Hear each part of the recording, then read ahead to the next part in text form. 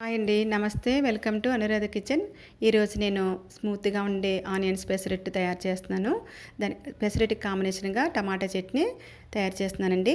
ముందుగా పెసలను కడిగేసుకుని నానబెట్టుకోవాలి 5 అవర్స్. నానిన తర్వాత పెసలు ఇలా రెడీ అవుతాయి. ఈ రెడీ అయిన పెసల్ని మనం వాటర్ వేసుకుని క్లీన్ చేసుకుందాం. మళ్ళీని ముందుగా కడిగేసుకుని నానబెట్టుకోవడం వల్ల చాలా ఈజీ అవుతుంది మనకి. ఇప్పుడు కడిగేసుకున్న తర్వాత మనం మిక్సీ జార్లోకి వేసుకుని పిండి తయారు చేసుకోవాలండి. ఇప్పుడు ఇలా మిక్సీ జార్లోకి వేసుకుని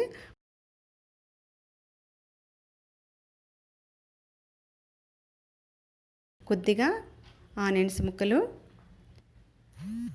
ఒక పచ్చిమిర్చి ముక్కల కింద కట్ చేసి యాడ్ చేయాలి. ఒక స్పూను జీలకర్ర, వేసుకుని పిండి రెడీ చేసుకోవాలని మిక్సీ పట్టుకుండి. రెడీ అయిన పిండిని మనకి ఒక గిన్నెలోకి కానీ ఇలా డబ్బాలోకి కానీ తీసుకుని పిండికి సరిపడా సాల్ట్ యాడ్ చేసుకోవాలి. పెసరట్టు వచ్చేలాగా కొంచెం వాటర్ కూడా యాడ్ చేసుకుని మనం పిండిని రెడీ చేసుకుందాము.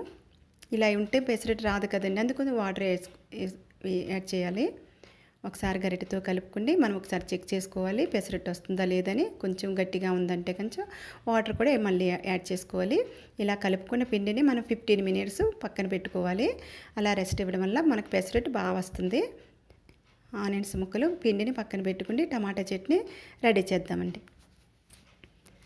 టమాటాలను తీసుకుని ముందుగా కట్ చేసేసుకుని వాటర్లో గింజలు సెపరేట్ చేసుకుని వాటర్ని కూడా పడేయకుండా పక్కన పెట్టుకోవాలండి. మన ఇష్టం అండి. టమాటాలు 1 కప్పు తీసుకున్నాను నేను. ఈ సాల్టు, ఆయిల్, ఈ టమాటా చట్నీకి ఎండుమిర్చి అయితే బాగుంటుందండి. వెల్లుల్లి రెబ్బలు, తాలింపు దినుసులు, చింతపండు, కరివేపాకు వేసుకుంటే పచ్చిమిర్చి కూడా బాగుంటుందండి. ఈ టమాటా చట్నీ రైస్లో కూడా తీసుకోవచ్చు. ఒక కళాయి తీసుకుని స్టవ్ వెలిగించుకుని చట్నీకి సరిపడా ఆయిల్ వేసుకుందాము. కొద్దిగా వేసుకుని ఇప్పుడు తాలింపు దినుసులు వేసుకోవాలండి. కొద్ది కలర్ వచ్చేంత వరకు వేగనివ్వాలి. ఇలా వేగిన తర్వాత మనం ఎండుమిర్చిని ముక్కల కింద కట్ చేసినవి కూడా యాడ్ చేసేయాలి. మొత్తం అన్నీ వేసేసుకుందాం. కొద్దిగా లైట్గా ఎగుతున్నాయి కదండి అన్నీ. ఒకసారి గరిటెతో ఇలా కలిపేసుకుంటే కొద్దిగా వేగిన తర్వాత చూడండి కలర్ వచ్చిందంటే మనం ఒకసారి స్టవ్ ఆఫ్ చేసుకుండి వెల్లుల్లి రెబ్బలు మన ఇష్టం ఇంకొకటి కూడా యాడ్ చేసుకోవచ్చండి. ఒకటే వేసాను నేను. చింతపండు ఈ వేడిలో అయితే బాగా ఉంటుంది. టమాటా ముక్కల్లో కూడా యాడ్ చేసుకోవచ్చండి. ఇప్పుడు మిక్సీ జార్లోకి తీసుకుని పౌడర్ చేసుకోవాలి. అవి చల్లారిన తర్వాత అండి టమాటా ముక్కలను కూడా అదే కళాయిలో మనం వేడి చేద్దాము. ఇలా కలుపుకుండి ఇవి చల్లారి పెట్టుకుందామండి. చల్లారిన తర్వాత పౌడర్ రెడీ చేసుకుందాం. కొద్దిగా సాల్ట్ వేసుకుని మిక్సీ పట్టుకుందామండి. మనం టమాటా ముక్కలు వేసిన తర్వాత కూడా మనం ఒకసారి చెక్ చేసుకుని సాల్ట్ యాడ్ చేసుకోవచ్చు. రెడీ అయినాయండి. మనం పక్కన పెట్టుకున్న వాటర్ని కూడా యాడ్ చేసుకుందాం. ఇవి పౌడర్ చేసుకుందామండి. ఇప్పుడు రెడీ అయిన పౌడరు. ఈ పౌడర్లోనే టమాటా ముక్కలను కూడా యాడ్ చేసుకుంటే పేస్ట్ తయారు చేసుకోవచ్చు. కానీ నేను ఒక ప్లేట్లో తీసుకుంది టమాటా ముక్కలను పేస్ట్ వేసుకున్న తర్వాత పౌడర్ని కూడా యాడ్ చేస్తానండి. అలా కూడా చేయొచ్చు. కొద్ది పెద్ద సైజు మిక్సీ జార్ తీసుకున్నాం అనుకోండి, మనకి డైరెక్ట్గా టమాటా ముక్కలను కూడా యాడ్ చేసుకోవచ్చు. టమాటా ముక్కల్ని చల్లారిన తర్వాతే పేస్ట్ చేసుకుంటే బాగుంటుందండి. ఇలా రెడీ అయిన తర్వాత పౌడర్ని కూడా యాడ్ చేసుకుందాం. తాలింపు వేసుకోవాలండి చట్నీకి.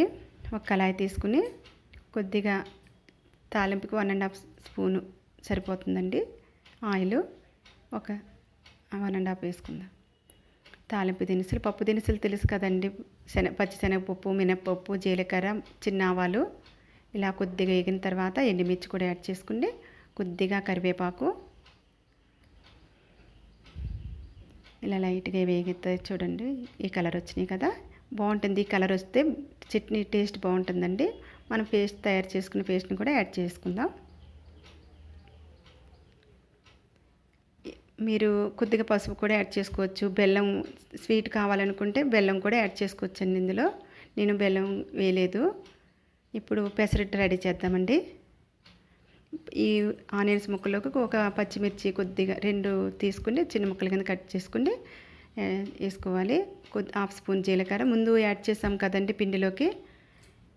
ఇప్పుడు పెసరట్టు రెడీ చేద్దామండి. ఒక కళాయి తీసుకుండి, కళాయికి ముందుగా మీ దగ్గర దోశ సరిగ్గా రావట్లేదు అనుకుంటే కనుక మీరు కొద్దిగా ఆయిల్ వేసి ఒక ఆనియన్స్ రాస్తే ముందు కళాయికి బాగా దోశ వస్తుందండి. లేదంటే ఒక బ్రష్ తీసుకుంటే ఆయిల్ ముందు రాసి దోశ వేసినా కూడా బాగా వస్తుంది. ఇలా గరిటెతో ఈ ఫ్లాట్గా ఉండే గరిటెని యూజ్ చేస్తే బాగా వస్తుంది పెసరట్టు అండి. ఇలా కొద్దిగా ఆయిల్ వేసుకుంటే ఇప్పుడు ఆనియన్స్ ముక్కలు కట్ చేసి పెట్టుకున్నాం కదా, అవి కూడా వేసుకోవాలి.